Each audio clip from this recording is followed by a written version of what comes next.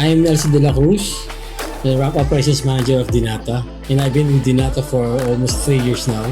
In Ramp Operations, there are several sections. We have the Dnata Technical, which is covering technical aspects of the aircraft.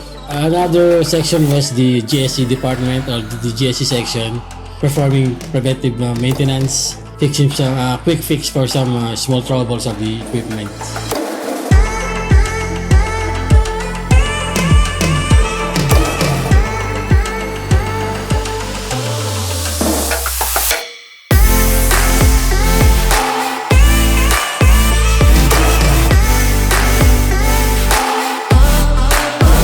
So when the aircraft arrive, it will be marshaled by the DTEC team. After checking, they will start the unloading of the baggage and cargoes.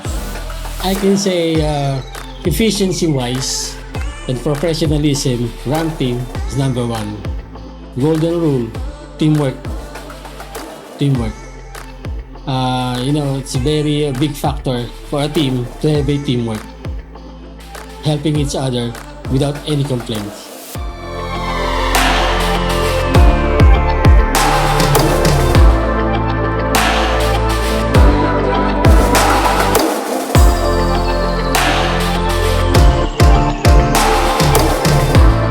But then again, at the end of the day, the main goal of the team is safety.